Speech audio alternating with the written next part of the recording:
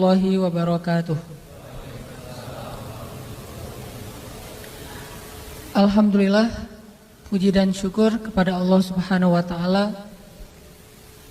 Salawat dan salam semoga terlimpahkan kepada baginda Rasulullah Sallallahu Alaihi Wasallam. Dan kita selalu berharap bisa setiap hari bertambah rasa cinta kita kepada Allah dan Rasul, sehingga bertambah pula keimanan kita dan amal soleh kita. Teman-teman sekalian, malam ini kita akan membahas tentang cinta. Judul dari tukang podcast, Cinta Kok Gitu. Plesetan dari sinetron Tetangga Masa Gitu gitu ya.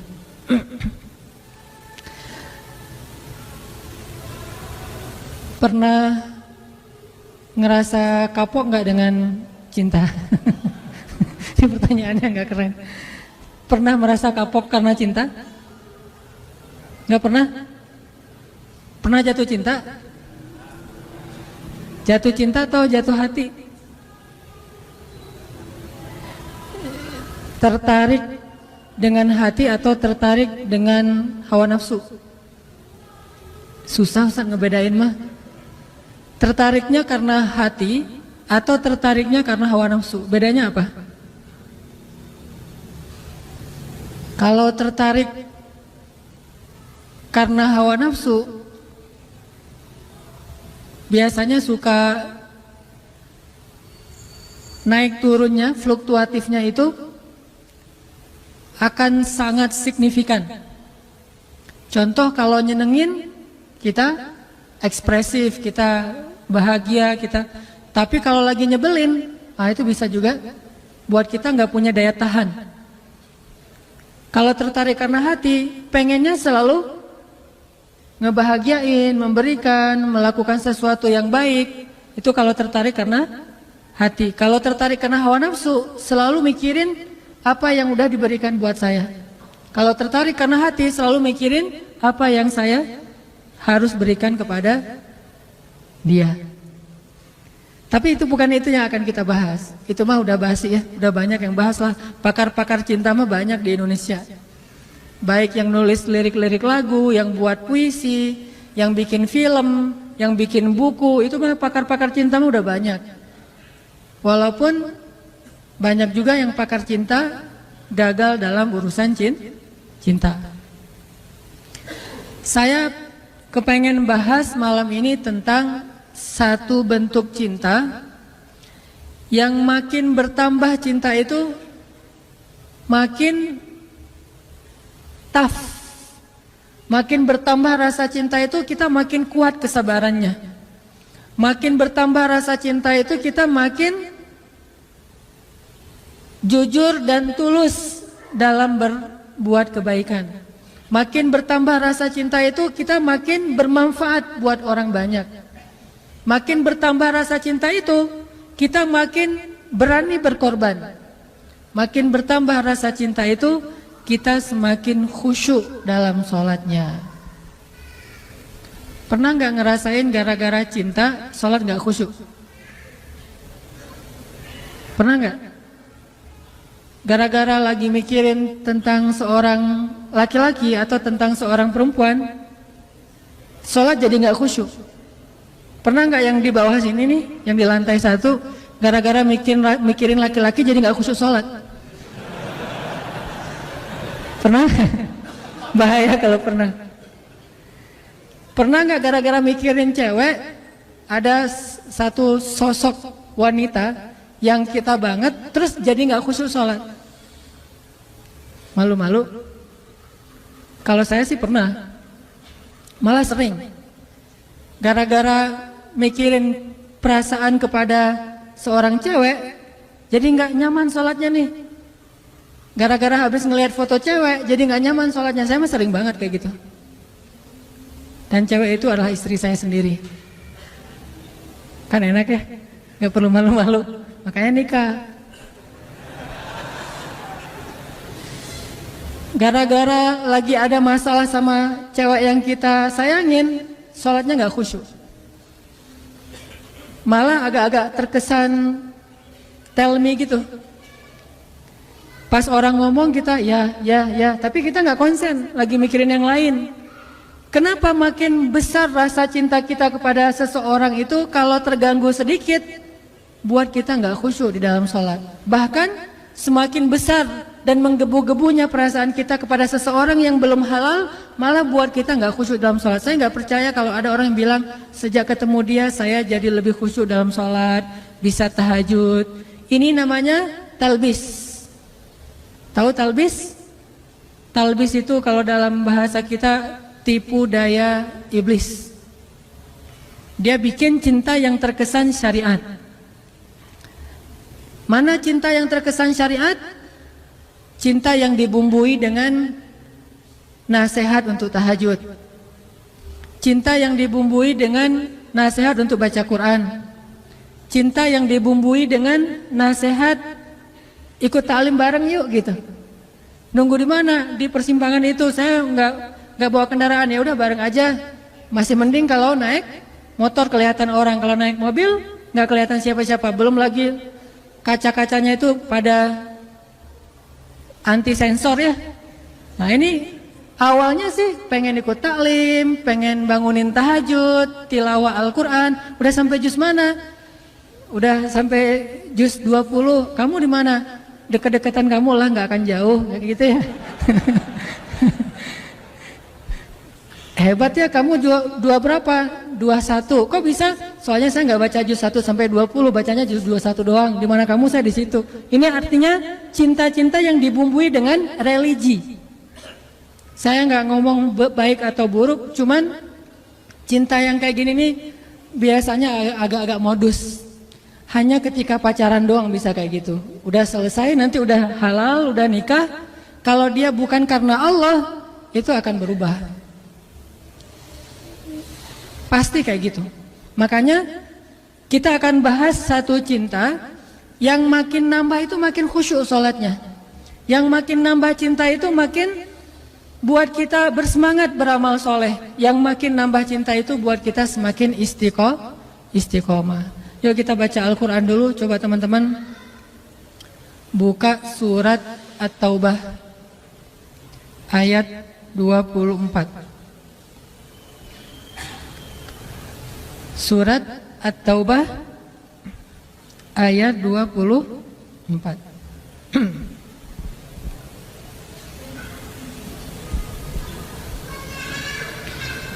A'udzu billahi minasy syaithanir rajim.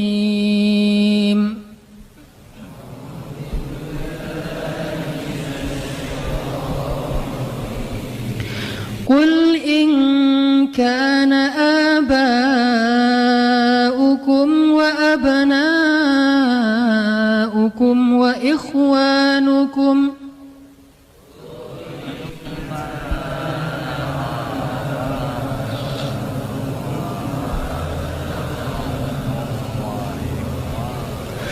وإخوانكم وأزواجكم وعشيرتكم وأموال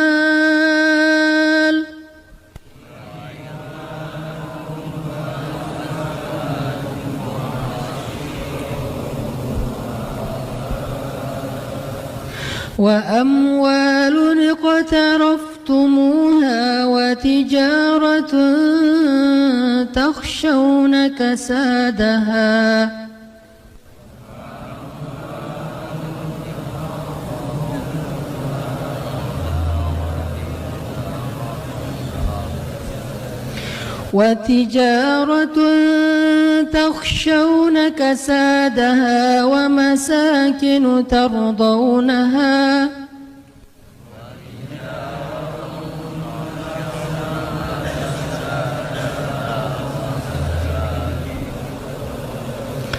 ومساكن ترضونها أحب إليكم من الله ورسوله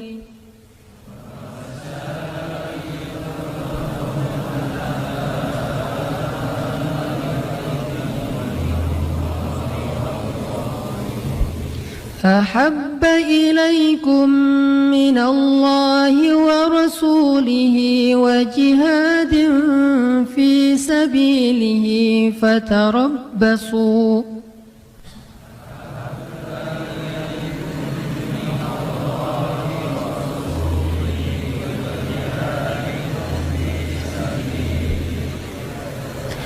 فتربصوا حتى يأتي الله بأمره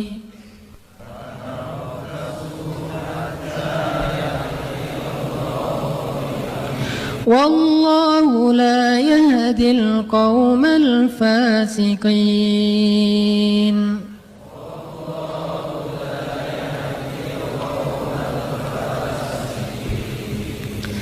Katakanlah, jika ayah-ayah, anak-anak, saudara-saudara, istri-istri, serta keluargamu, harta kekayaan yang kamu usahakan, perniagaan yang kamu khawatirkan kerugiannya, dan tempat tinggal yang kamu sukai, lebih kamu cintai daripada Allah dan Rasul-Nya, dan dari berjihad di jalan Allah, maka tunggulah sampai Allah mendatangkan keputusannya kepadamu.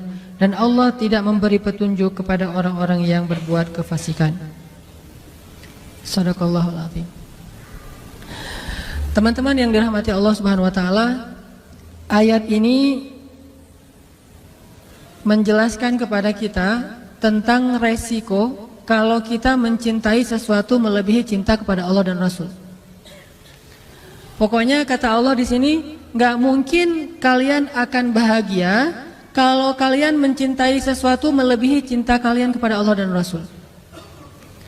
Gak mungkin kalian akan dapat apa yang kalian inginkan kalau kalian mencintai seseorang atau sesuatu melebihi cinta kalian kepada Allah dan Rasul. Itu gak mungkin. Bukan hanya gak mungkin, bahkan Allah mengancam dengan sebuah ancaman, fatarabbasu, hati-hati kalian, kata Allah. Artinya gak boleh seorang hamba itu menduakan cintanya kepada Allah dengan cintanya kepada makhluk. Itu nggak boleh. Kalau dia mencintai makhluk, harus karena Allah. Kalau dia mencintai makhluk bukan karena Allah, Allah bilang fatarabbasu, hati-hati. Makhluk itu kata Allah bukan orang yang jauh. Makhluk itu kata Allah orang yang dekat dengan kita, orang yang layak kita cintai, dan tidak dosa mencintai mereka kecuali kalau bukan karena Allah. Orang tua, bukankah kewajiban seorang anak mencintai orang tua? Tapi kalau bukan karena Allah atau melebihi cintanya kepada Allah daripada cintanya kepada Allah, maka itu akan fatarabbasu, hati-hati kata Allah. Tunggu aja kata Allah. Ini tegas bahasanya, dan Allah meletakkan ayat ini di dalam surat At-Taubah. Dan salah satu di antara ciri khas dari surat At-Taubah isinya adalah tentang orang-orang munafik. Bisa jadi teman-teman, kalau kita mau jujur menilai diri kita mukmin apa enggak, coba lihat. Jangan-jangan cinta yang selama ini kita rasakan itulah yang menjadikan tanda-tanda kemunafikan pada diri kita.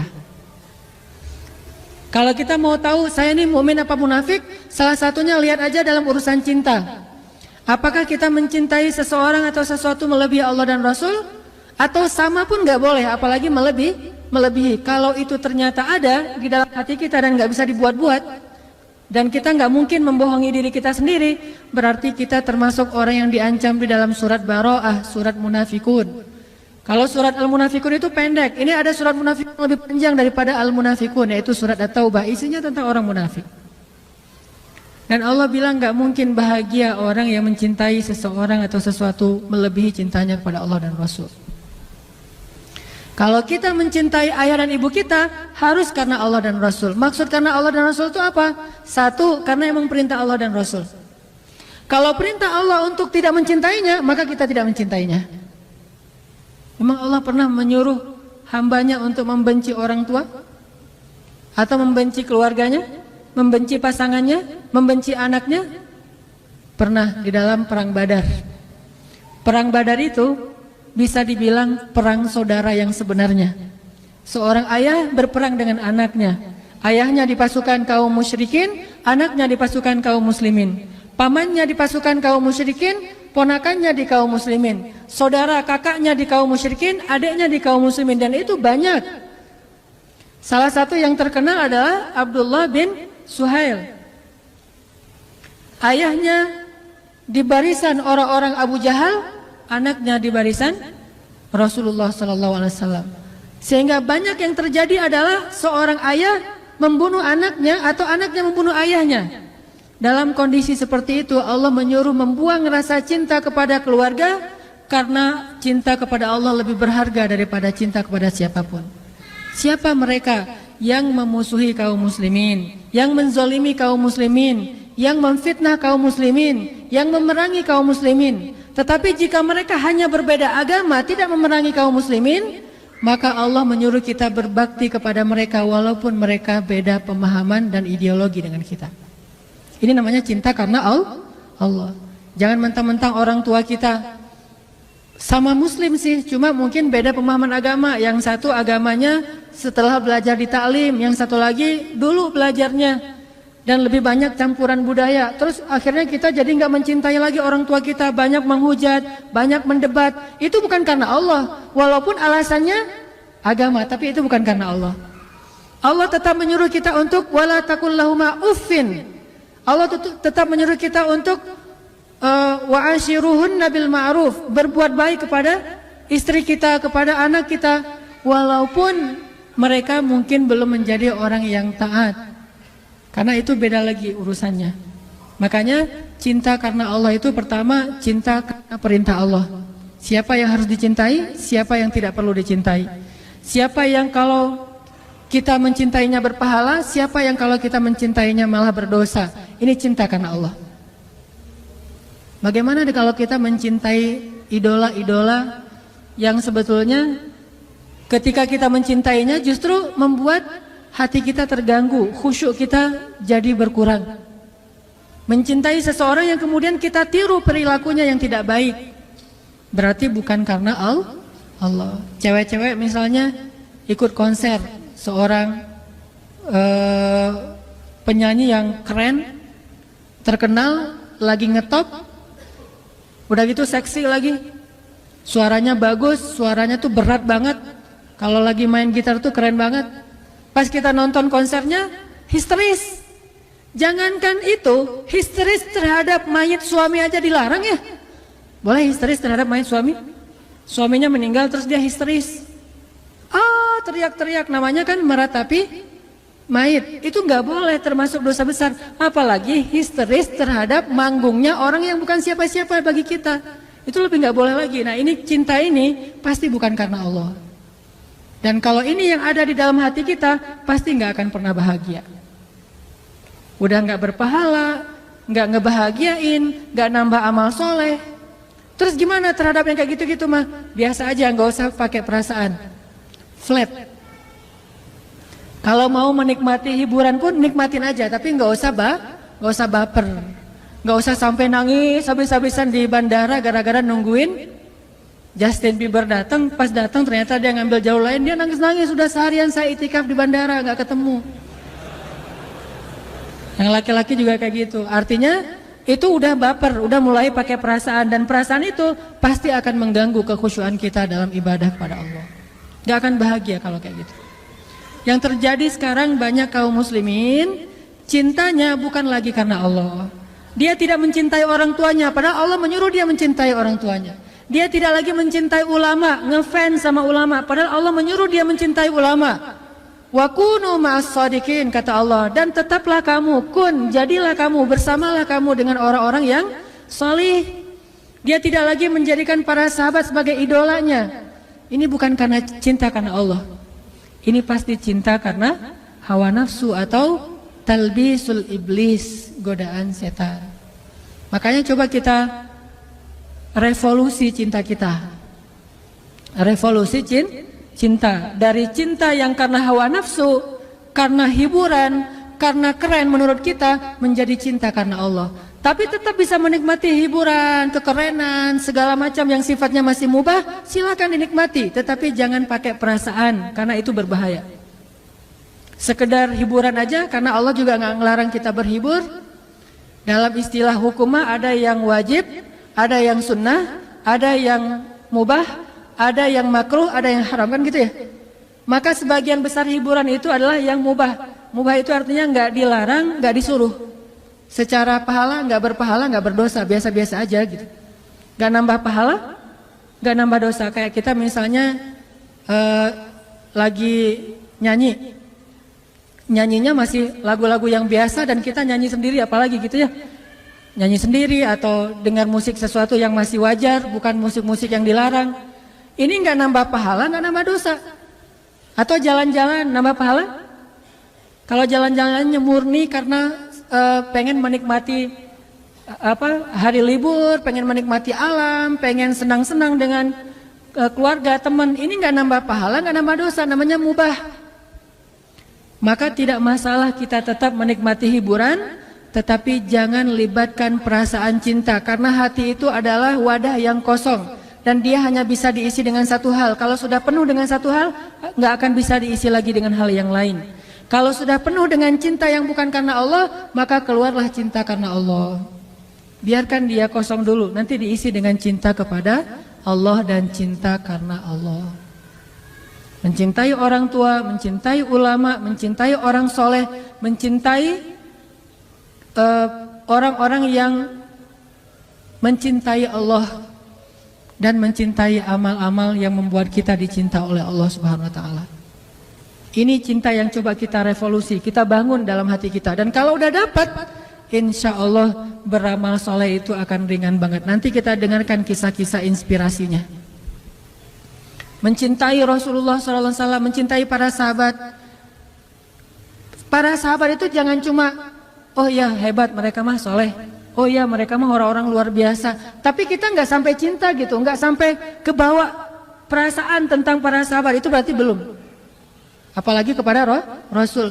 Kalau lagi ngomongin sahabat itu harusnya tuh kayak ngomongin seseorang yang kita kagumin banget, kita jadi semangat gitu, berarti orangnya mencintai sahabat. Saya kalau lagi diajak ngomong tentang, sebutlah, mungkin nggak bisa mencintai semua sahabat secara sama, pasti berbeda-beda. Ada yang paling kita ngefans banget. Saya pribadi paling ngefans tuh sama Umar bin Khattab. Sisi apanya? Bukan sisi kerasnya, tapi sisi kecerdasan dan jeniusnya Umar bin Khattab. Banyaknya ijtihad Umar bin Khattab di masa kekhalifahannya, banyaknya inovasi-inovasi dalam pemerintahannya. Saya cinta banget sama Umar dalam urusan kecerdasannya. Mungkin Umar kalau hidup di zaman kita akan banyak ngelakuin inovasi dalam pemerintahan, akan banyak melahirkan produk-produk fikih yang mungkin bagi sebagian orang dianggap mengada-ngada nih, nggak ada di zaman Rasul. Memang nggak ada, terus kenapa kata Umar? Bukankah ini baik? Dan saya yakin kalau Rasulullah masih hidup pasti Rasulullah akan setuju, karena ini baik. Ini yang saya ngefans banget sama Umar. Siapa lagi yang saya ngidolain banget? Kalau laki-laki adalah Ali bin Abi Thalib. Orang yang dari kecil udah bersih, gak pernah melihat auratnya sendiri, apalagi aurat orang lain. Dalam peperangan hampir membunuh musuh, tapi gara-gara musuh kesobek celananya sehingga kelihatan auratnya cuma paha doang, Ali jadi berpaling muka dan tidak jadi membunuh musuhnya. Kenapa? Menjaga pandangan. Ini ngefans banget, walaupun saya belum bisa ngejaga pandangan seperti Ali.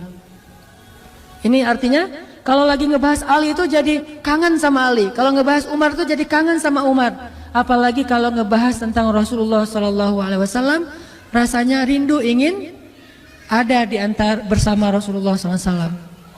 Pernah mimpi ketemu Rasul?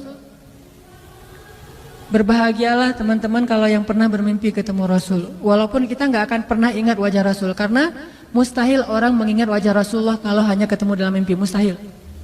Kalau ada yang mimpi ketemu Rasul terus bisa menggambarkan sketsa wajah Rasul, itu adalah bisikan syaitan. Kalau mimpi ketemu Rasul, ketemu sih, cuma lupa wajahnya kayak gimana. Kata Nabi, siapa yang melihat aku dalam mimpi, maka dia seperti melihat aku dalam kenyataan.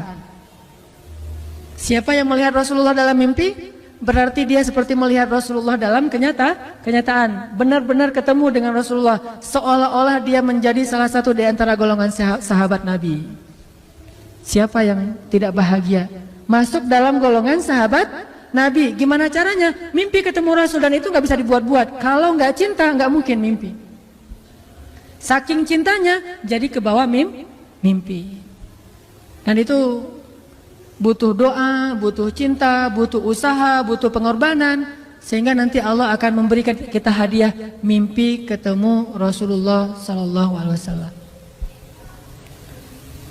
Saya dulu pernah waktu kecil banget sebelum saya sering ikut musabaqah mimpi ketemu Rasul. Terus Nabi bilang gini, dia panggil nama saya, tapi nama itu ada di KTP bukan nama yang Hanan Ataki ya. Cari aja nanti nama aslinya. Dia manggil Fulan, Fulan, kamu mah kalau bahasa kita, kamu jangan tinggalkan Al-Quran, peganglah Al-Quran, kata beliau. Udah gitu saya banyak belajar Al-Quran jadi juara musabaqah. Kebawahnya tuh ke juara musabaqah. Pas saya udah mulai agak-agak gede, udah remaja, mulai puber dan agak jauh dari Al-Quran, mimpi lagi. Mimpinya masuk surga, tapi surganya gak enak banget. Surganya itu gelap, surganya itu gak ada lampu. Terus istananya itu kayak saung-saung yang udah reot gitu. Terus ada hujan, terus saya duduk dalam saung itu terus kehujanan. Loh kok surga kayak gini ya, mending di rumah saya daripada di surga. Ternyata saya semakin jauh dari Al-Quran, Allah kayak ngasih sebuah gambaran tentang amal saya gitu. Amal kamu itu kayak gini, rapuh, gak jelas, gak ikhlas, pokoknya banyak aja tegurannya. Sampai sekarang saya kangen pengen mimpi lagi ketemu Rasul tapi belum bisa. Berarti memang amalnya belum baik, belum setulus, belum sepolos ketika saya masih kecil.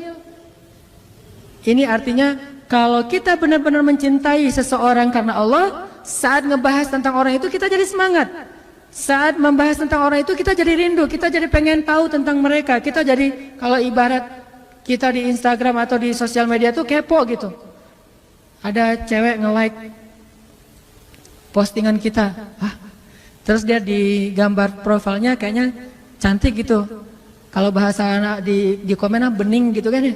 Gambarnya bening, langsung dikepoin tuh, dicari tahu. Nih ternyata dipakai ditutup gitu, nggak semua orang bisa masukkan. Agak-agak kecewa, nggak bisa lihat yang lain, kan suka gitu tuh. Terus ada lagi yang lihat lagi kalau yang cowoknya keren nih, kayaknya janggutnya dipelintir ala Van Kyle gitu ya, kumisnya dipelintir gitu kayak kumis My Stupid Boss. Udah gitu ininya janggutnya kan gaya-gaya 2016, janggutnya tipis, kumis dipelintir, rambutnya rapi gitu, klimis. Pakai kacamata hitam walaupun nggak minus. Pakai kacamata yang frame-nya hitam walaupun nggak minus, kacamata biasa. Pas ngeliat kayak gitu jadi kepo, pengen tahu nih orangnya siapa, tinggal di mana dan segala macam aktivitasnya. Ini karena kita mulai pakai perasaan penasaran gitu. Apalagi kalau udah ada hubungan. Harusnya kita kepada Rasulullah keponya dengan membaca sirah Rasul, keponya dengan membaca hadis Rasul, keponya itu dengan cara mencari tahu tentang sosok Rasulullah itu kayak gimana. Makanya nanti setelah sholat Isya saya pengen share beberapa kisah tentang bentuk cintanya para sahabat kepada Rasulullah. Itu tuh luar biasa. Kayaknya agak susah kita nirunya, tapi mudah-mudahan jadi penyemangat doang buat kita untuk bisa lebih belajar revolusi cinta, mencintai Allah dan Rasul melebihi apapun juga. Insya Allah nanti kita sharing cerita setelah selesai sholat Isya. Barakallahu bin Rabah, sahabat Nabi, merasa udah nggak kuat lagi tinggal di kota Madinah, karena setiap kali Bilal datang ke masjid, maka Bilal akan melihat rumah Nabi di sebelahnya yang di dalamnya ada kuburan Rasul. Jadi kalau kita bentuk cintanya adalah kangen pengen ke Masjid Nabawi, kalau Bilal justru karena saking cinta udah nggak kuat lagi berada di Masjid Nabawi, karena orang yang dia cintai telah wafat. Sehingga sejak Rasulullah wafat, berkali-kali Bilal minta izin kepada Abu Bakar untuk ikut jihad dan gak pulang lagi ke Madinah, pengen tinggal di tempat yang lain. Tapi gak diizinkan oleh Abu Bakar, sampai akhirnya setelah sekian lama membujuk Abu Bakar, bisa diizinkan, pergilah Bilal dan akhirnya Bilal tinggal di Syam. Kalau sekarang Suriah. Di sanalah Bilal menikah. Jadi selama ini dia asik dengan cintanya kepada Rasulullah sehingga gak sempat mikirin pernikahan. Jadi kalau masih ada yang ngerasa galau soal pernikahan, mending belajar mencintai Allah dan Rasul aja deh. Insya Allah nggak akan galau lagi soal kapan nikah, nggak apa-apa. Saya mah udah punya cinta yang besar, yaitu kepada Allah dan Rasul. Akan tersibukkan dengan sendirinya hatinya dengan cinta yang sebenarnya. baru berangkat ke Syam. Sampai di Syam, Bilal menikah di sana. Menikah di sana, hidup di sana, sampai setelah beberapa tahun berada di Syam, akhirnya bergantilah pemerintahan dari masa Abu Bakar ke masa Umar bin Khattab. Setelah beberapa tahun di Syam, pada suatu malam Bilal menangis. Malam-malam dia bangun nangis, gerung-gerung gitu kayak anak kecil. Istrinya nanya, "Ya Bilal, ada apa? Ada apa? Kamu mimpi buruk?" "Enggak, justru ini mimpi baik." "Mimpi apa?" "Aku mimpi ketemu dengan Rasulullah SAW." Dan Rasulullah bersabda, "Siapa yang melihat aku dalam mimpi, berarti dia melihat aku dalam kenyataan." Aku bertemu dengan Rasulullah di dalam mimpi dan Rasulullah berkata, "Ya Bilal, kami rindu kepadamu. Sudah lama engkau tidak mengunjungi kami ya Bilal." Setelah bangun dari mimpi itu, Bilal semakin rindu kepada Rasul, merasa bersalah udah lama gak menjenguk Rasulullah. Akhirnya Bilal pun memutuskan untuk, kalau bahasa kita mah umroh, memutuskan untuk ziarah ke makam Rasul. Berangkat Bilal dari Syam, umroh ziarah ke makam Rasul. Melihat Bilal masuk lagi ke kota Madinah, penduduk Madinah itu berasa seperti hidup lagi di zaman Rasul. Senang gitu, dan Umar sangat senang dengan kedatangan Bilal. Sehingga selesai Bilal sholat, selesai Bilal ibadah-ibadah sunnahnya, termasuk menjenguk atau berziarah ke makam Rasul dan Abu Bakar. Kemudian Umar berkata kepada Bilal, "Ya Bilal, sudah lama kami tidak mendengar suara azan darimu. Tolong kumandangkan sekali lagi azan seperti engkau mengumandangkannya di masa Rasul. Kami rindu ingin merasakan suasana di zaman Rasul." Benar Bilal, kata para sahabat yang lain yang ada di situ. Umar, kemudian Abdurrahman, beberapa orang sahabat, "Ya Bilal, azan, kami ingin mendengar suaramu seperti dulu kami mendengarnya di masa Rasul." Kata Bilal, "Saya tidak akan kuat." Kata mereka, Coba dulu kamu usahakan karena kami ingin sekali mendengarnya. "Saya tidak akan kuat. Cobalah wahai Bilal demi kami supaya kami bisa semangat lagi dalam beramal soleh mengikuti perjuangan Rasulullah." Akhirnya karena udah dipaksa terus, Bilal pun mengumandangkan azan. Allahu Akbar, Allahu Akbar. Kota Madinah kaget mendengar suara Bilal. Orang-orang yang ada di rumah semuanya mengatakan, "Apakah Rasulullah sudah bangkit kembali? Apakah Rasulullah sudah bangkit kembali?" Mereka semuanya kaget dan bahagia, seolah-olah Rasulullah sudah bangkit dari kematiannya. Seperti Isa seolah-olah diturunkan kembali setelah dia diangkat ke langit. Satu kota Madinah tuh kaget bahagia gitu. Kayak seorang ibu yang kehilangan anaknya tiba-tiba mendengar suara anaknya dari jarak dekat dan ingin dipeluk segera anaknya itu. Saking rindunya mereka kepada Rasulullah. Allahu Akbar, Allahu Akbar. Pasar yang tadinya ramai tiba-tiba sepi mendengar suara Bilal yang masih sayup-sayup. Asyhadu an la ilaha illallah. Semuanya berlari keluar dari tempat-tempat kerja mereka, dari pasarnya, dari rumahnya. Semuanya berlari ke masjid, ingin memastikan apakah Rasulullah sudah dibangkitkan kembali. Bahagia semuanya. Apakah Rasulullah sudah dibangkitkan? Apakah Rasulullah sudah hidup lagi? Semuanya bertanya dengan pertanyaan yang sama. Asyhadu an la ilaha illallah. Semuanya semangat datang ke masjid, ngumpul, ramai banget. Kemudian ketika Bilal mengatakan, Asyhadu anna Muhammadar Rasulullah.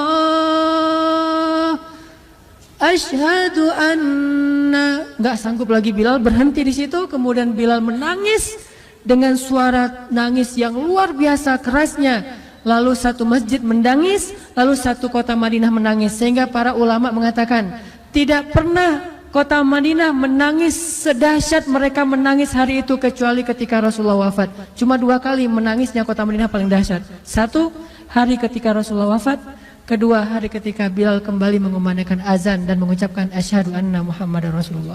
Semuanya menangis.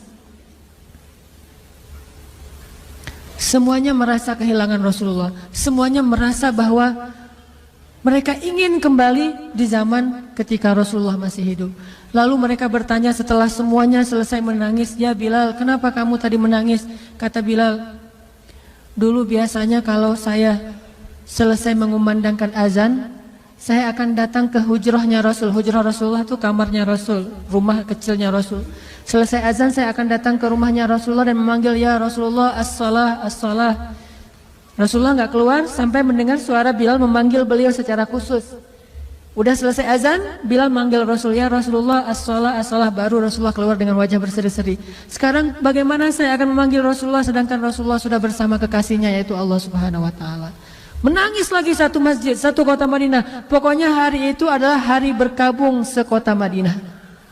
Hari menangisnya kota Madinah, saking rindunya mereka kepada Rasulullah. Bagaimana dengan kita ketika mendengar suara azan dan muazin mengucapkan nama Rasulullah Sallallahu Alaihi Wasallam? Di situ kelihatan apakah kita mencintai Rasulullah lebih dari apapun juga setelah Allah Subhanahu Wa Taala. Kalau tidak, fatarabbasu, hati-hati. Kalau tidak, fatarabbasu, tunggu aja. Na'udzubillah min dzalik, berarti masih ada kemunafikan dalam hati kita. Bagaimana kita, apakah hati kita merasa gemetar, bergetar ketika kita mendengar suara seseorang mengatakan Muhammad sallallahu alaihi wasallam, Rasulullah sallallahu alaihi wasallam? Apakah hati kita bergetar seperti bergetarnya hati seorang kekasih ketika mendengar suara kekasihnya, nama kekasihnya disebutkan? Kalau yang pernah jatuh cinta banget, jatuh cinta berat, pasti tahu banget gimana rasanya ketika ada seseorang yang menyebutkan nama orang yang dia cintai. Pasti berubah suasana perasaannya, hatinya, ekspresi wajahnya, itu pasti. Kalau yang pernah merasakan cinta berat, kalau yang belum pernah, ya tanya aja ke yang udah pernah. Itu pasti tuh. Namanya misalnya ditulis di mana? Saya pernah ya, pas saya lagi umroh, di hotel itu ada satu gate, nama gate-nya itu nama istri saya. Langsung saya fotoin, cekrek. Langsung saya send ke istri saya, ini nama kamu ada di gate yang masuk ke masjid. Namanya ada di gate salah satu hotel di Mekah.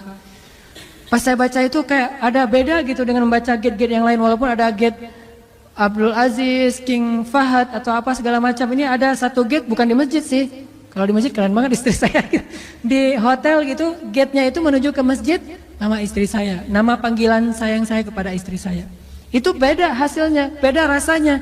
Bagaimana ketika nama Rasulullah Sallallahu Alaihi Wasallam disebutkan? Apakah kita mencintai nama itu? Muhammad. Sehingga kita ingin memberikan nama itu kepada anak kita. Atau kita senang dipanggil Muhammad. Orang Arab kalau nggak tahu namanya pasti memanggilnya Muhammad, gitu kan? Bukan, saya bukan Muhammad, saya Hanan. Enggak, saya Muhammad. Nama saya Hanan, tapi saya cinta dengan Muhammad. Atau mereka manggilnya ya Abdullah. Kalau dipanggil oleh orang Arab Abdullah ya, jangan bilang saya bukan Abdullah. Abdullah, enggak, saya bukan Abdullah. Terus kita hamba siapa kalau bukan hamba Allah kan ya? Abdullah itu panggilan universal, semua manusia itu Abdullah. Dan secara akhlak kita harusnya senang dipanggil Muhammad, orang yang terpuji akhlaknya. Muhammad, alhamdulillah, mudah-mudahan sesuai dengan nama yang diberikan kepada saya. Walaupun nama aslinya bukan itu. Abdullah, ya saya Abdullah, nama saya Hanan gitu. Bukan saya bukan Abdullah, terus saya siapa? Kan nggak mungkin kan? Semua kita adalah Abdullah. Begitulah cintanya Bilal, cintanya para sahabat kepada Rasulullah, rindu kepada Rasulullah SAW. Terus bagaimana cara kita sekarang mencintai Rasul sementara Rasulullah sudah nggak ada? Apakah hanya dengan menangis ketika mendengar namanya disebutkan dalam lantunan azan? Ada cara lain. Cara kita mencintai Rasulullah setelah Rasulullah tidak ada adalah mencintai para pewaris-pewaris Rasul. Al-ulama warasatul anbiya. Pewaris Rasulullah itu adalah para pembawa risalah, dakwah, dan para ulama. Ulamaul ummah, ulamanya umat kaum muslimin. Saya bukan ulama, saya hanya dai biasa. Dan saya sangat merasa berat jika dipanggil ulama karena nggak pantas banget. Nanti kalau teman-teman mau tahu siapa ulama, saya akan berikan rekomendasi, cintai dia. Dialah pewaris Rasul.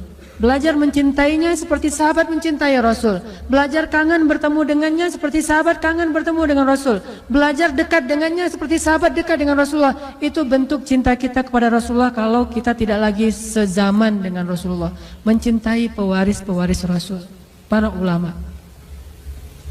Cari para ulama itu dengan ciri-ciri yang diberikan oleh Rasulullah. Ciri ulama itu apa aja? Lalu cari orang yang memiliki ciri-ciri itu, cintai dia, kangen sama dia. Itulah bentuk cinta kita kepada Rasulullah SAW. Ini kisah Bilal. Ada lagi kisah yang lain. Kisah seorang sahabat kecil. Dulu pernah saya ceritakan sebelum ada pemuda hijrah. Yang waktu itu pesertanya masih sekitar 30 orang. Yaitu Abdullah bin Zubair. Abdullah bin Zubair itu orang yang kalau sholat saking khusyuk dan tidak pernah bergerak, merpati itu hinggap di atas kepalanya. Jadi hinggap, dianggap itu batang kayu, sehingga merpati hinggap di atas kepala Abdullah bin Zubair. Itu nggak kebayang deh pokoknya. Kalau ada yang pernah kayak gitu itu luar biasa. Berarti solehnya itu udah setingkat Abdullah bin Zubair. Saya yakin belum ada di sini yang pernah sholat dihinggapi merpati. Tapi kalau sholat di EOI merpati mungkin. Saya pernah di Jeddah tuh, lagi jalan, kena pas di wajah lagi, pertanda sial kata teman saya. Kita paling-paling ya gitu doang. Kalaupun ada hewan lewat di depan kita, tapi sampai nyaman berada di atas pundak atau kepala kita, burung-burung kan, burung itu liar tuh. Artinya nggak mudah untuk bisa merasa nyaman di atas sesuatu. Kalau sampai merasa nyaman di atas kepalanya Abdullah, itu kebayang nggak tuh gimana sholat khusyuk yang luar biasa. Setelah selesai sholat, orang bilang, ya Abdullah, gimana caranya sholat yang sampai burung merasa nyaman hinggap di atas kepalamu? Malah Abdullah tanya, mana burung yang mana? Saking khusyuknya nggak ngerasa burung di atas kepalanya. Kalau kita, saya makan punya zikir khusus gitu. Udah mulai ada pengkultusan. Atau kalau kita nyamuk aja, banyak nyamuk tadi ya, sholat di sini mah nyamuk di kaki dia, kurang nggak ada autan, sofel apa segala macam. Kita nyamuk lewat aja sadar banget menghilangkan khusyuk. Abdullah merpati hinggap di atas kepalanya, ditanya gimana caranya, dia bilang merpati yang mana, nggak sadar tuh ada merpati. Saking khusyuknya. Abdullah bin Zubair, dia adalah anak pertama yang lahir di kota Madinah dari orang muhajirin. Anak pertama dari orang muhajirin yang lahir di kota Madinah. Artinya tahun pertama hijrah dia lahir. Berarti Rasulullah wafat usianya berapa?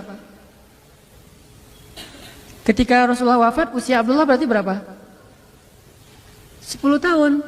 Anak kecil kan? Baru kelas 4 SD, 10 tahun. Nah, ada adegan anak di bawah 10 tahun. Berarti ini adegan ini sebelum Rasulullah wafat. Berarti kurang dari 10 tahun tapi udah punya cinta yang besar kepada Rasulullah. Berbahagialah kalau kita punya anak yang cinta kepada Allah, cinta kepada Rasul, cinta kepada orang-orang soleh. Ini udah punya percikan-percikan kesolehannya Abdullah bin Zubair. Dan harus punya anak kayak gini. Makanya saya kemarin, walaupun saya nggak layak dicintai kayak gitu, tapi saya ngelihat sesuatu yang inspiring dari salah satu anak teman-teman kita di sini, yang dia kangen dengan ustadz yang menurut dia soleh, walaupun kenyataannya nggak soleh, cuma ya nggak apa-apa lah, husnuzon dia ya mudah-mudahan jadi kenyataan. Dia kangen dengan ustadz itu, pengen ketemu ustadz itu, udah lama nggak ketemu. Ini baik, sama kayak Abdullah bin Zubair yang mencintai Rasulullah SAW. Pasti usianya masih di bawah 10 tahun, karena Rasulullah wafat dia 10 tahun. Gimana bentuk cintanya? Suatu saat Rasulullah sedang bekam, ngeluarin darah. Ketika darahnya udah keluar, Rasulullah bilang ke Abdullah, tolong buang darah ini ke tempat yang nggak ada yang lihat, nggak ada yang tahu. Oh ya siap ya Rasulullah. Sami'na wa ata'na, ambil darah itu, dia pergi lama, datang senyum. Kata Rasulullah, kamu buang di mana ya Abdullah? Saya buang ke tempat yang tidak ada yang tahu kecuali saya dan Allah dan saya. Hah? Di mana itu ya Abdullah?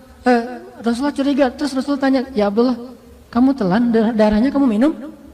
Iya ya Rasulullah. Diminum sama dia coba. Darah Rasul diminum sama anak usia di bawah 10 tahun. Kenapa ya Abdullah? Ya Rasulullah, saya tidak rela setetes darahmu ini dinikmati oleh makhluk yang lain. Saya lebih pengen menikmatinya daripada yang lain. Daripada saya buang dinikmati sama semut segala macam, mending saya ya Rasulullah. Karena saya mencintaimu ya Rasulullah. Coba lihat ekspresi anak kecil di zaman Rasul. Ditelan darah Rasulullah, dan darah bekam itu nggak sedikit, bisa 1 labuh tuh. Minimal setengah labu, nelan darah karena saking cintanya. Siapa yang ngajarin? Nggak ada yang ngajarin, itu ekspresi aja. Karena emang dia cinta banget sama Rasulullah, gila dengan cintanya kepada Rasulullah, sampai akhirnya dia minum darah. Yang kalau bahasa kita darah kotor, tapi Rasulullah nggak punya darah kotor. Diminum sama dia, terus Rasulullah kemudian mengatakan, tidak akan dimakan oleh api neraka seseorang yang di dalam tubuhnya ada darah aku, yaitu Abdullah bin Zubair, salah satu yang dijamin tidak akan masuk api neraka. Lalu Rasulullah mendoakan Abdullah bin Zubair, mendoakan khusyuknya sholat, mendoakan syahidnya, sehingga dia meninggal dalam keadaan dibunuh, kemudian jasadnya digantung di Ka'bah. Kan ada tuh adegan di masa seorang penguasa yang sangat zalim, setelah masa Ali bin Abi Thalib, Abdullah bin Zubair dibunuh, kemudian jasadnya digantung di Ka'bah beberapa hari tapi tidak membusuk. Berharap ibunya Asma binti Abi Bakar, kakaknya Aisyah, mengambil jasadnya dengan memohon-mohon kepada si pembunuh. Setelah lama ditunggu, ibunya nggak datang-datang, membiarkan jasad anaknya tergantung. Akhirnya si pembunuh ini yang putus asa, datang ke Asma. Ya Asma, anak kamu sudah saya gantung, kok kamu nggak datang-datang? Kok kamu nggak bermohon kepada saya supaya saya turunkan jasad anakmu dan dikuburkan? Kata Asma, yang saya tahu bukan kamu yang telah mencelakakan dia, tapi dia yang mencelakakan kamu nanti di akhirat. Demi Allah, saya tidak akan menghinakan diri saya dengan cara memelas kepadamu untuk menurunkan jasad anak saya. Akhirnya diturunkan sendiri sama si pembunuhnya, diturunkan, akhirnya diserahkan kepada keluarga. Abdullah bin Zubair, anak kecil, apa yang telah dia dapatkan dari Rasulullah SAW? Ilmu apa sehingga dia mencintai Rasulullah lebih daripada apapun? Bahkan dia rela meminum darah Rasulullah. Kemudian ada Abdullah yang lain, namanya Abdullah bin Umar, anaknya Umar bin Khattab, sniper, ulama pula, banyak ilmu dan jago nembak, jarang meleset. Abdullah bin Umar pernah ketika suatu hari dalam jamuan makan bersama Rasulullah, biasanya yang di sebelah kanan Rasulullah itu Abu Bakar, kemudian Umar, kemudian orang-orang yang seniornya para sahabat. Kali ini di sebelah kanannya Rasulullah itu langsung duduk Abdullah bin Umar. Langsung dia masuk ke tengah-tengah sahabat, langsung duduk sebelah Rasulullah, nggak mau diganggu. Udah gini di samping Rasulullah. Kemudian para sahabat heran, Abdullah kenapa kayak gitu? Anak-anak yang lain pada main, dia mah duduk di sebelah Rasulullah. Kemudian Rasulullah tersenyum, ya Abdullah, maukah kamu memberikan tempat ini kepada yang lebih tua? Kata Abdullah, tidak ya Rasulullah. Ke yang lain dia mau, ke Abdullah, tidak ya Rasulullah. Saking cintanya kepada Rasulullah, tidak ya Rasulullah. Kenapa ya Abdullah? Saya tidak rela makanan pertama yang engkau sentuh akan disentuh oleh orang lain sebelum saya. Saya ingin makanan yang disentuh oleh Rasulullah, roti yang disobek oleh Rasulullah, maka bekas sobekan Rasulullah, kalau perlu bekas minumnya Rasulullah dari gelas itu ingin diminum oleh Abdullah bin Umar. Kayak gitu ekspresi cintanya Abdullah kepada Rasulullah. Coba. Kenapa? Karena mereka tahu tidak ada yang lebih layak dicintai setelah Allah daripada Rasulullah. Ini yang kita coba belajar. Tidak ada yang lebih layak kita habis-habisan dalam urusan perasaan dan cinta kecuali Allah dan Rasulullah. Kemudian yang lain itu pun karena Allah dan Rasul. Sampai Nabi mengatakan, tidaklah beriman seseorang di antara kalian sampai dia mencintai aku melebihi cintanya terhadap dirinya sendiri. Umar datang, ya Rasulullah, aku mencintaimu seperti aku mencintai diri sendiri. Itu kan udah keren tuh. Kata Rasulullah, nggak cukup ya Umar. Terus bagaimana? Katakan aku mencintaimu melebihi cintaku kepada diriku sendiri. Ada yang kayak gitu? Banyak. Sahabat rata-rata kayak gitu. Makanya jangan gampang menghujat para sahabat. Kita dibandingkan mereka mah nggak ada apa-apanya. Cuma kita sedikit tahu cerita tentang mereka. Kalau kita tahu cerita yang banyak tentang mereka, kita akan sadar bahwa kita cuma debu dibandingkan kesolehan mereka. Salah satu yang cintanya luar biasa kepada Rasulullah itu adalah seorang ibu yang tidak disebutkan namanya dalam cerita ini. Ketika Rasulullah SAW pulang dari perang, dia bertanya, bagaimana dengan Rasulullah? Apakah Rasulullah selamat? Terus orang-orang mengatakan, ya ibu, ayahmu meninggal dalam peperangan ini, syahid. Dia bilang, bagaimana dengan Rasulullah? Ya ibu, kakakmu meninggal dalam perang ini. Kata dia, bagaimana dengan Rasulullah? Dia nggak peduli. Ayahnya meninggal, kakaknya meninggal. Bagaimana dengan Rasulullah? Cuma kalau kita punya ibu kayak gini agak-agak nelangsa juga ya. Saya mah saya mah nggak ada apa-apanya gitu. Suami yang punya istri kayak gini, gimana dengan Rasulullah? Saya lagi luka nih, Rasulullah gimana? Aduh, gimana perasaan kita? Berarti kita belum mencintai dia karena Rasul. Masih cemburu kepada Rasul, kan nggak boleh cemburu kepada Rasul atau ya? Dia mah ditanya, ayahmu meninggal, Rasulullah gimana? Kakakmu meninggal, Rasulullah gimana? Anakmu meninggal, 3, ayahnya, kakaknya, anaknya meninggal dalam perang itu. Dia tanya Rasulullah gimana? Kemudian mereka mengatakan Rasulullah baik-baik saja dan tidak terluka. Baru dia mengatakan selama Rasulullah baik-baik saja, musibah saya itu tidak masalah. Selama Rasulullah baik-baik saja, musibah-musibah itu ringan bagi saya. Coba, ini bukan kata-kata orang yang tega sama keluarganya, bukan. Ekspresi betapa dia mencintai Rasul lebih dari apapun juga. Makanya sahabat kalau ketemu Rasul sering bilang, bi abi anta wa ummi ya Rasulullah. Saya lebih mencintai engkau daripada ayah dan ibu saya ya Rasulullah. Bahasa Arabnya, bi abi anta wa ummi ya Rasulullah. Saya lebih mencintai engkau daripada ayah dan ibu saya ya Rasulullah. Ada lagi seorang perempuan disebutin namanya Ummu Umarah atau Ummu Imarah. Ummu Umarah ini salah satu prajurit Islam perempuan yang paling banyak berperang bersama Rasulullah, orang Ansar, bukan orang Muhajirin. Jadi kalau ada yang bilang perempuan gak boleh jadi aktivis, berarti dia gak pernah baca cerita Ummu Umarah. Itu bukan aktivis lagi, udah jadi prajurit. Kalau perempuan gak boleh jadi militer, berarti dia gak baca cerita Ummu Umarah. Perempuan jadi polwan, Ummu Umarah, tapi jangan polwan yang itu, polwan yang Ummu Umarah lah pokoknya ya, yang menjaga keamanan, bukan membawa merusak keamanan hati para pria. Oke, tadi cerita apa? Ummu Umarah. Ada yang bilang nggak boleh perempuan jadi aktivis, perempuan mah di rumah aja. Siapa bilang nggak boleh? Kalau dia bisa menjaga batasan-batasan sebagai seorang muslimah, maka kenapa tidak? Sekedar jadi aktivis doang, berperang aja boleh, apalagi aktivis. Emangnya kalau berperang kita boleh milih, saya mah yang bukan muhrim nggak mau, bisa gitu? Berperangnya cari yang muhrim aja, yang dekat-dekatan. Terus kalau ketemu dengan musuh, kamu kan bukan muhrim saya, nggak usah dekat-dekatan, nggak bisa kan ya? Namanya perang bukan cuma bersentuhan dengan musuh, dengan kulit dengan kulit, bahkan bajunya bisa sobek, jilbabnya bisa kesingkap, namanya orang berperang. Ummu Imarah kena saya sabetan pedang di lehernya, kira-kira sobek nggak tuh? Orang lehernya sampai sobek, gimana dengan jilbabnya? Pasti sobek, kelihatan nggak auratnya? Kelihatan, tapi kok masih dibolehin? Namanya perjuangan. Apalagi aktivis yang nggak, insya Allah nggak akan sampai sobek bajunya. Sekedar mungkin lebih banyak berinteraksi dengan laki-laki, selama masih bisa menjaga diri nggak masalah. Tapi kalau dia mulai muncul fitnah, bahasanya rapat dakwah, rapat aktivis, tetapi ternyata justru jadi ajang untuk gitu-gituan, maka jangan. Nah, Ummu Umarah seorang mujahidah yang paling pemberani. Julukannya apa? Hamraul Asad. Hamraul Asad itu artinya singa merah. Kenapa disebut singa merah? Singa karena dia pemberani, merah karena dia berdarah-darah demi membela Allah dan Rasul. Dalam perang Uhud, ketika kaum muslimin dalam keadaan terpukul mundur, dalam keadaan kacau balau, Rasulullah tinggal sendiri, tidak ada yang melindungi, dan Allah merekam itu di dalam Al-Quran. Ketika kalian pergi dan meninggalkan Rasul di belakang sendiri, siapa yang balik arah dan membela Rasulullah waktu itu? Salah satunya di antara sedikit orang yang balik lagi untuk melindungi Rasulullah adalah Ummu Umarah. Melindunginya gimana? Dia nggak punya pedang karena pedangnya udah jatuh. Dia lari bersama semua pasukan yang jumlahnya 700 orang, udah lari, pedang udah jatuh, tombak udah jatuh. Mereka secara spontan lari semuanya naik ke atas bukit. Tiba-tiba Ummu Umarah ingat, Rasulullah gimana? Rasulullah gimana? Lihat ke belakang, Rasulullah tinggal sendiri di antara musuh. Langsung balik lagi, nggak mikirin tentang apakah dia siap apa enggak dengan senjatanya.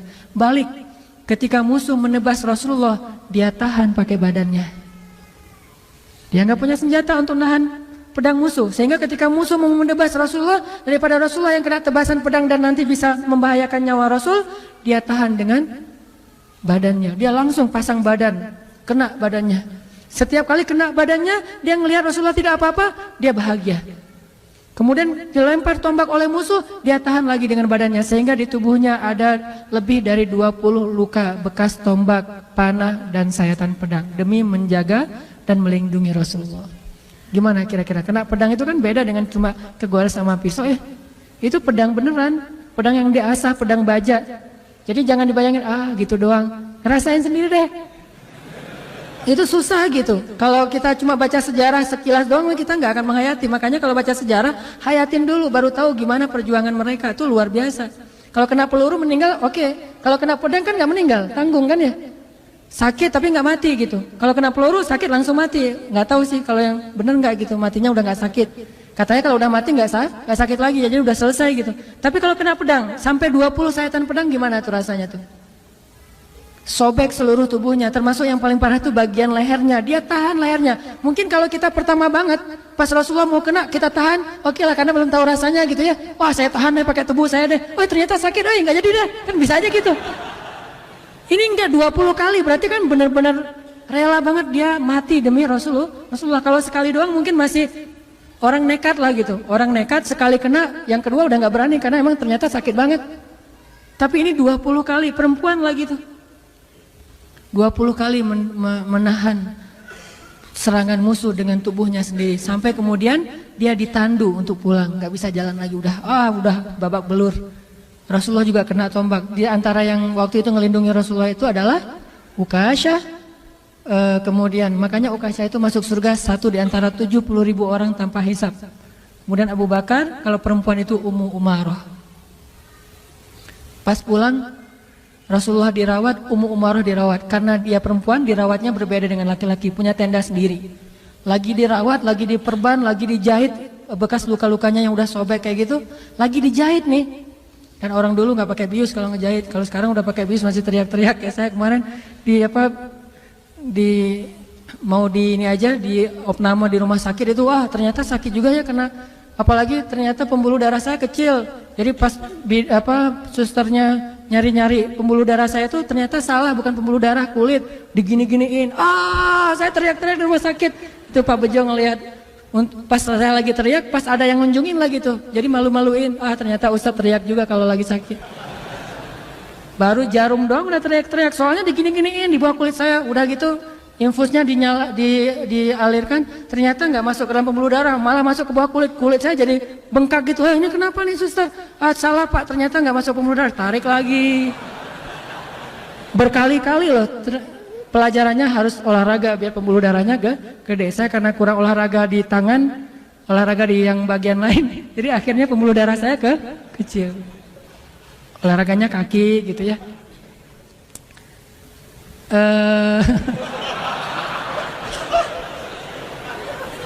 Astagfirullahaladzim. Terbawa suasana. Apa tadi? Ummu Umarah lagi dijahit gitu ya. Sobek tuh lukanya lagi dijahit. Maka Rasulullah bertanya bagaimana keadaan Ummu Umarah. Rasulullah khawatir dengan nasib Ummu Umarah. Akhirnya Rasulullah datang ke tendanya Ummu Umarah dan bertanya, "Assalamualaikum." Kan di luar tenda tuh. Jangan mentang-mentang merasa saya mah Rasul nggak akan kegoda, main masuk aja enggak. Rasulullah aja yang Rasul nahan. Assalamualaikum. Waalaikumsalam. Man, kata Ummu Umarah, siapa? Rasulullah. Langsung Ummu Umarah berdiri coba. Lagi diperban, lagi dijahit, lagi dalam keadaan sakarat kayak gitu. Pas tahu Rasulullah yang datang langsung berdiri, langsung nutup semua luka dia. Dia nggak mau Rasulullah tahu kalau dia itu luka parah. Sehingga Rasulullah jadi sedih. Kan gara-gara ngebelain Rasulullah dia kayak gitu kan. Nggak enak sama Rasulullah. Langsung dia berdiri sampai menetes darahnya dari jilbab dan sorban yang menutupi luka itu. Berdiri, ya Rasulullah, gimana keadaan engkau ya Rasulullah, gimana keadaan engkau? Rasulullah mengatakan, alhamdulillah saya baik-baik saja. Bagaimana kamu ya Ummu Umarah? Alhamdulillah saya masih sehat aja, nggak apa-apa ya Rasul, nggak apa-apa. Coba, bisa nggak kayak gitu? Susah banget tuh bisa kayak gitu tuh.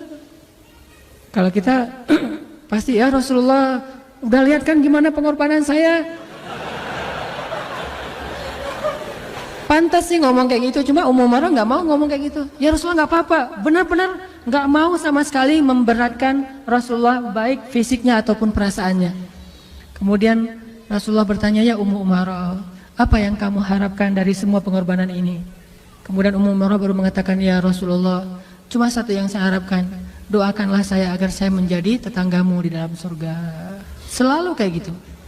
Doakan saya agar menjadi tetanggamu di dalam surga. Kalau kita, ya Allah saya udah tahajud, mana nih kok usaha saya nggak beres-beres nih. Belum tahajudnya, belum istiqomah, baru beberapa hari udah ngomongnya kalau minta, boleh minta, pasti mintanya usaha, jodoh, ya gitu-gitu aja tuh. Coba kalau kita, di zaman kita itu ada Rasulullah. Terus kita tahu Rasulullah itu doanya mustajabah, kira-kira yang akan kita minta apa?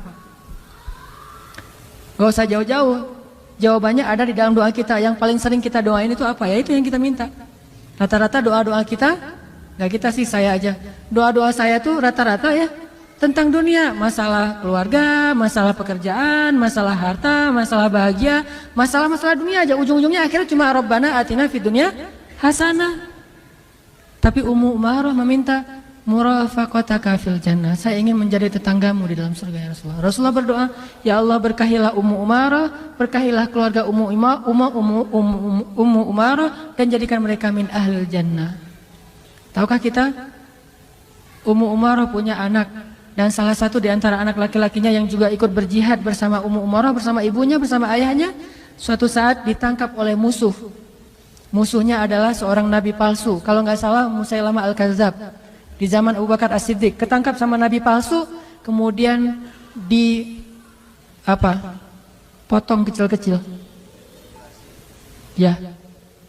Mulai dari jempolnya dimutilasi, terus juga kakinya, kemudian lututnya, kemudian jarinya, kemudian tangannya, kemudian lengannya, satu persatu dimutilasi sama musuhnya.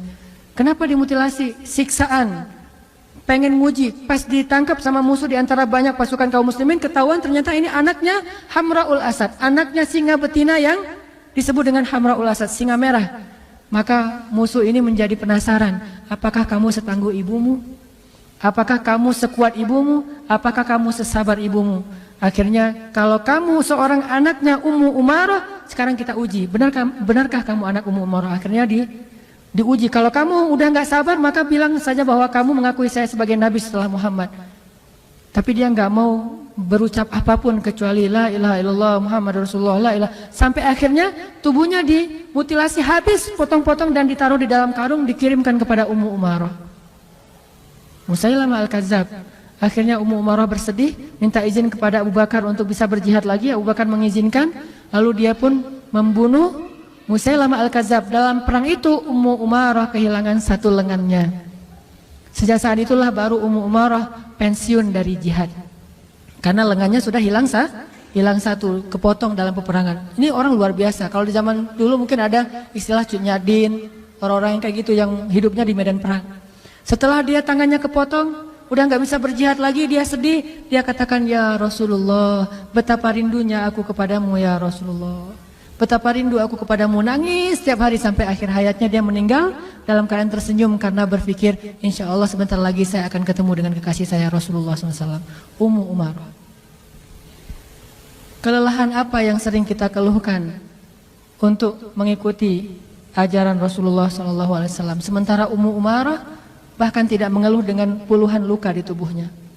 Kelelahan apa yang kita keluhkan untuk berjuang dan melanjutkan perjuangan dakwahnya Rasulullah SAW? Lalu mana bukti bahwa kita mencintai Rasulullah lebih dari diri kita sendiri? Belajar dari Ummu Umarah, dia perempuan, harusnya kita laki-laki bisa lebih dari itu. Ada satu lagi, seorang sahabat yang mencintai Rasulullah itu dengan cara unik. Ini terkenal. Mencintai Rasulullah itu dengan cara namanya Ukasyah.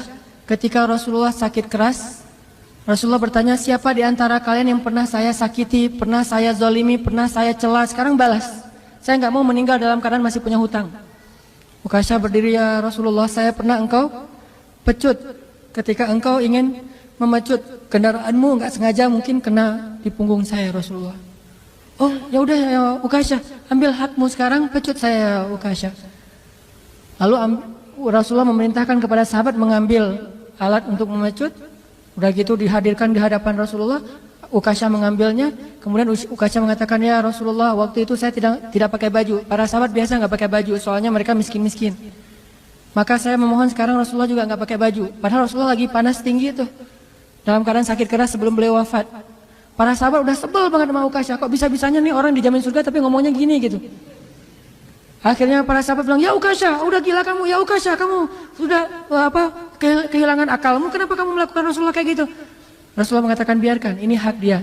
Akhirnya Rasulullah membuka bajunya dan mempersilahkan Ukasyah untuk memecut punggung beliau. Ketika Rasulullah membuka bajunya, Ukasyah kemudian melemparkan pecutannya, kemudian memeluk punggung Rasulullah. Kemudian dia mengatakan, ya Rasulullah, tidak ada niat saya untuk membalas apapun. Saya hanya ingin sebelum engkau kembali kepada Allah, saya ingin menyentuh kulitmu yang mulia. Kata Rasulullah, siapapun yang menyentuh kulitku ini, maka haram kulitnya dari api neraka. Cara cintanya itu agak-agak unik emang. Makanya sekarang ada orang yang mengekspresikan cinta kepada Rasulullah dengan bersolawat. Ada yang mengekspresikan cinta kepada Rasulullah dengan berjuang dalam dakwah. Ada yang mengekspresikan cinta kepada Rasulullah itu dengan ihya sunnah, menghidupkan sunnah Nabi. Ada yang mengekspresikan cintanya kepada Rasulullah itu dengan membuat syair-syair tentang Rasulullah. Dan para sahabat pun membuat syair tentang Rasulullah, walaupun bukan itu saja ekspresi cinta mereka. Katakanlah mungkin kalau di Arab itu ada lagu Laukana bainanal habib ladanal qasi wal qarib. Seandainya kekasih itu ada di antara kita, pasti semuanya akan nyaman. Kalau di Indonesia ada lagu Rindu kami padamu ya Rasul, itu ekspresi cinta. Ada yang mengekspresikannya dengan syair-syair yang tidak dinyanyikan tetapi dibacakan. Ada yang mengekspresikannya dengan memperingati Maulid Rasulullah. Ini semuanya ekspresi cinta dan tidak ada batas dalam mengekspresikan cinta, asal tidak melanggar agama Allah Subhanahu wa taala. Bukankah para sahabat mengekspresikan cintanya tidak diajarkan oleh Rasulullah? Apakah Ukasyah disebut bid'ah dengan cara mengekspresikan cintanya dengan memeluk tubuh Rasulullah? Ya Ukasyah ini bid'ah, saya nggak pernah ngajarin, nggak pernah Rasulullah bilang kayak gitu. Namanya orang mengekspresikan cintanya kan ya. Begitu juga dengan tadi Abdullah bin Zubair meminum darah. Bukankah darah itu sesuatu yang haram? Tetapi dia minum dan khusus untuk Rasulullah ada pengecualian. Dan Rasulullah nggak mengatakan bahwa ini tidak pernah saya ajarkan. Kenapa kamu lakukan wahai Abdullah? Tidak, itu ekspresi cinta. Selama tidak melanggar syariat, ekspresikan cinta kita dengan cara-cara yang baik. Saya pribadi, walaupun mungkin cinta saya kepada Rasulullah jauh dibandingkan sahabat kepada Rasul, tapi saya mencoba untuk mengekspresikan cinta saya itu dengan berjuang dalam gerakan dakwah, walaupun dakwahnya masih kecil-kecilan.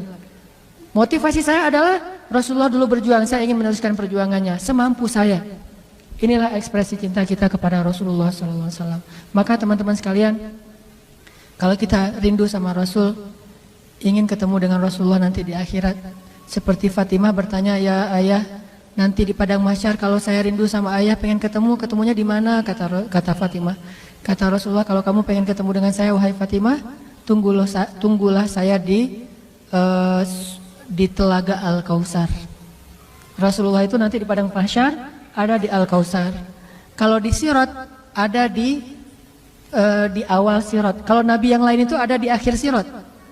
Bedanya Rasul dengan Nabi yang lain yang jumlahnya ribuan, Nabi-Nabi yang lain itu melintasi sirat dulu, terus nunggu umatnya di ujung sirat. Sambil mengatakan Allahumma salim salim, Allahumma salim salim. Ya Allah selamatkan umat kami, selamatkan umat kami. Mereka ada di ujung sirat, tapi Rasulullah tidak di ujung sirat, beliau ada di awal sirat. Setiap umatnya datang, maka beliau akan membantu.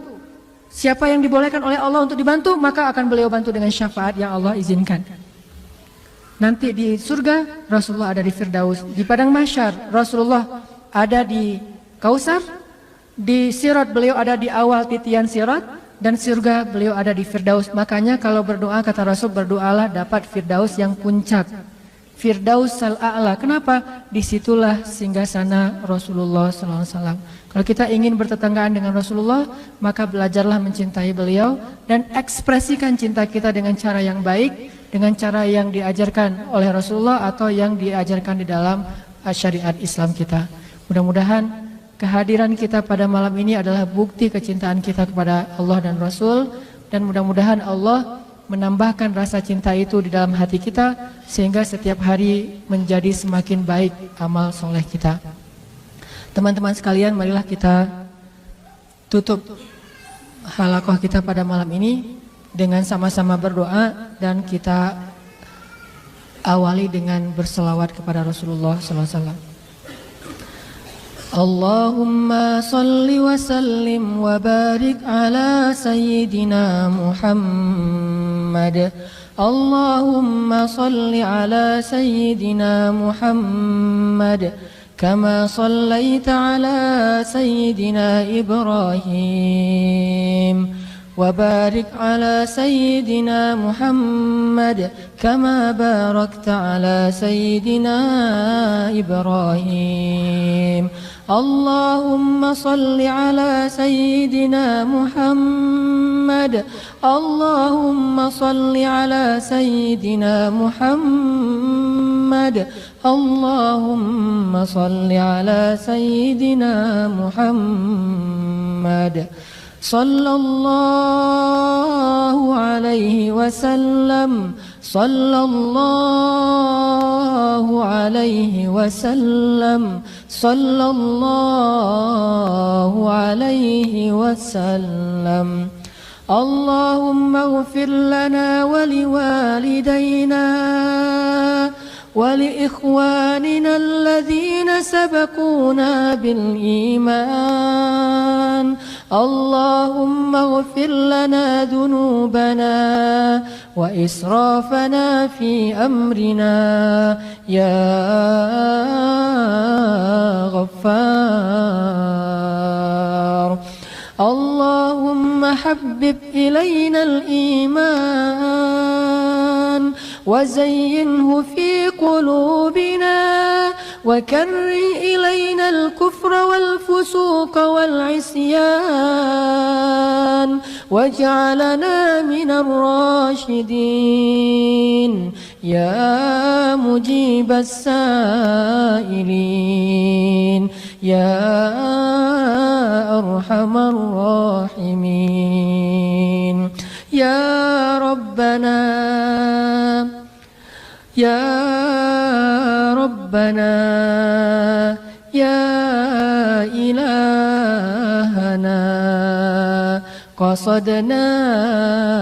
يا كريم ربنا ما أرحمك ربنا ما أرحمك ربنا ما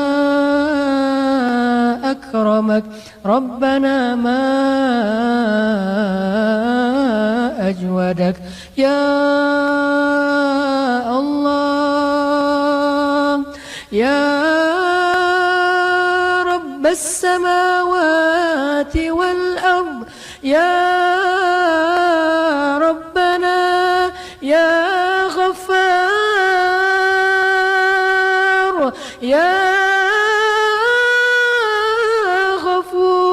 غفور اغفر لنا يا غفار اغفر لنا يا غفار اغفر لنا ذنوبنا يا غفور وإن لم تغفر لنا وترحمنا لنكونن من الخاسرين فإن لم تغفر لنا فمن يغفر الذنوب إلا أنت يا الله يا الله يا الله يا الله يا الله يا الله يا الله يا الله أجب دعانا يا الله أجب دعانا يا الله وتقبل منا يا الله قصدناك يا كريم قصدناك يا رحيم قصدناك يا شكور قصدناك يا رب العالمين يا الله إلهنا ya Rabbana, hanya kepada Engkau kami memohon segala permintaan ya Allah. Kami sadar tidak ada gunanya kami meminta kepada selain Engkau ya Allah. Meskipun mereka mencintai kami, tetapi mereka tidak memiliki segala sesuatu seperti yang Engkau miliki ya Allah. Semua kami ini fakir di hadapan-Mu ya Allah, dan Engkau maha kaya ya Allah. Kami ini lemah di hadapan-Mu dan Engkau maha perkasa ya Allah. Kami hina dina di hadapan-Mu dan Engkau maha mulia ya Allah. Kami rendah di hadapan-Mu dan Engkau maha tinggi ya Allah. Kami hanya hamba di hadapan-Mu dan Engkau penguasa alam semesta ya Allah. Ya Rabbana, Sepenuhnya kami adalah milik-Mu ya Allah. Diri kami dan hati kami adalah milik-Mu ya Allah. Hidup kami adalah milik-Mu ya Allah.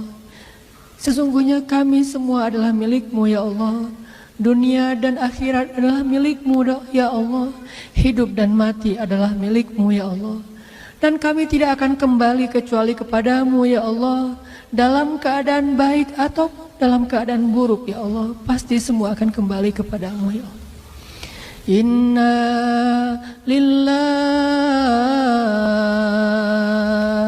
inna lillah,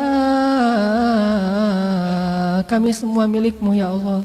Wa inna ilaihi raji'un, dan pasti kami semua akan kembali kepadamu. Pasti ya Allah, kami akan kembali kepadamu ya Allah. Tidak ada keraguan sedikit pun, pasti kami akan kembali kepadamu ya Allah. Cepat ataupun lambat, sekarang ataupun nanti, hari ini ataupun esok, ataupun suatu saat, pasti kullu nafsin za'iqatul maut. Semua kami pasti akan merasakan kematian yang pernah dirasakan orang-orang sebelum kami ya Allah. Sesoleh para anbiya pun akan wafat ya Allah. Dan sedurhaka Fir'aun juga akan mati, dan semua dikembalikan kepadamu ya Allah. Kami takut ketika kami kembali kepadamu dalam keadaan kotor ya Allah. Kami takut ketika kami kembali kepadamu Engkau belum menerima taubat-taubat kami ya Allah. Kami takut ketika kami kembali kepadamu, kembalinya kami di hari yang paling celaka dalam hidup kami ya Allah. Kami takut ketika kami kembali kepadamu, kami masih menyimpan sombong di dalam hati kami ya Allah. Sedangkan Rasul-Mu mengatakan tidak akan masuk surga orang yang di dalam hatinya ada kesombongan walaupun sekecil zarah ya Allah. Bersihkanlah hati kami ya Allah. Kami takut kembali kepadamu dalam keadaan su'ul khatimah ya Allah. Ampunkanlah dosa-dosa kami ya Allah. Jika hari ini adalah hari terakhir dalam hidup kami, maafkanlah kekurangan dari amal-amal kami hari ini ya Allah. Dan terimalah taubat kami ya Allah. Jika Ramadan kali ini mungkin adalah Ramadan terakhir bagi kami ya Allah, jadikanlah Ramadan kali ini adalah Ramadan terbaik dalam hidup kami ya Allah. Jangan Engkau biarkan sehari pun berlalu dengan sia-sia ya Allah, karena kami tidak tahu apakah ada kesempatan yang lebih baik daripada Ramadan setelah ini ya Allah. Beri kami hidayah ya Allah, agar kami bisa menggunakan waktu kami sebaik-baiknya ya Allah. Beri kami hidayah ya Allah, agar kami bisa beramal sebanyak mungkin sebelum kami kembali kepadamu ya Allah. Karena harta yang kami kumpulkan tidak lagi bermanfaat bagi kami nanti di akhirat ya Allah. Keluarga yang kami banggakan tidak lagi bisa menolong kami nanti di akhirat ya Allah. Nama besar yang sering membuat kami menjadi sombong tidak lagi bermanfaat bagi kami di akhirat ya Allah. Para pengikut, orang-orang yang mengidolakan kami, mereka tidak bisa menolong kami nanti di akhirat ya Allah. Teman-teman yang selama ini mengajak kami bermaksiat, mereka bersenang-senang dengan kami di dunia, tetapi mereka tidak bisa menolong kami nanti di akhirat ya Allah. Hanya amal soleh dan orang-orang soleh yang mampu menolong kami dengan seizin-Mu ya Allah. Jadikan hati kami cinta kepada keimanan dan amal soleh, dan jadikanlah rasa cinta itu indah di dalam hati kami ya Allah. Ya Allah, maafkanlah kami jika kami pernah durhaka kepada orang tua kami ya Allah, dan itu sering kami lakukan ya Allah. Maafkanlah kami jika hati kami masih berat untuk memaafkan kesalahan orang tua kami, padahal kesalahan kami jauh lebih banyak daripada kesalahan mereka kepada kami ya Allah. Maafkanlah kami jika kami pernah durhaka kepada suami kami ya Allah, durhaka kepada istri kami ya Allah, durhaka terhadap anak-anak kami ya Allah, terhadap saudara kami ya Allah. Maafkanlah kami jika kami pernah menzalimi orang lain ya Allah. Maafkanlah kami jika kami pernah mencela orang lain ya Allah. Maafkanlah kami jika kami pernah merampas kehormatan orang lain ya Allah. Astaghfirullah, astaghfirullah, astaghfirullah, astaghfirullah, astaghfirullah, Rabbal baraya,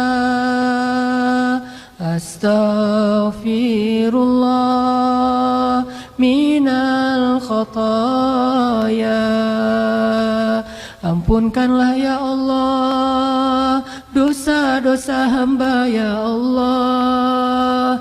Apalah guna hidup hamba ya Allah, jika mati dalam keadaan pendosa ya Allah.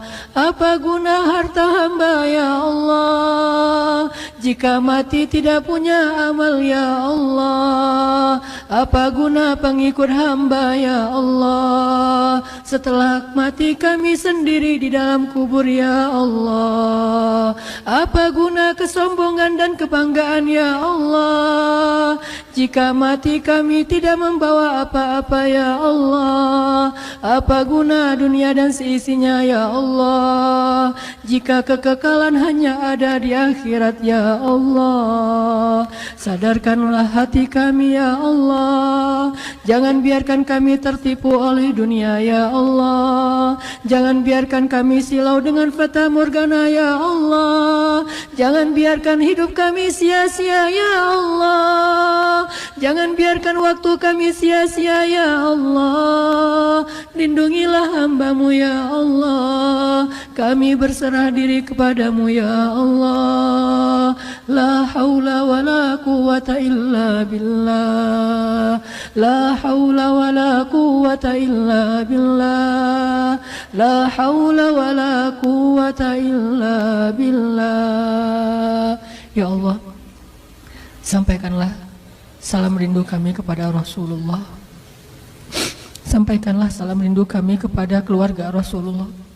Sampaikanlah salam rindu kami kepada para sahabat, khususnya kepada Bilal bin Rabah. Ya Allah, jadikanlah hati kami mencintai Rasul seperti lembutnya hati Bilal dalam mencintai Rasulullah SAW. Rabbana atina fid dunya hasanah wa fil akhirati hasanah wa qina adzabannar. Subhanakallahumma wa bihamdika asyhadu an la ilaha illa anta astaghfiruka wa atubu ilaik. Assalamualaikum warahmatullahi wabarakatuh.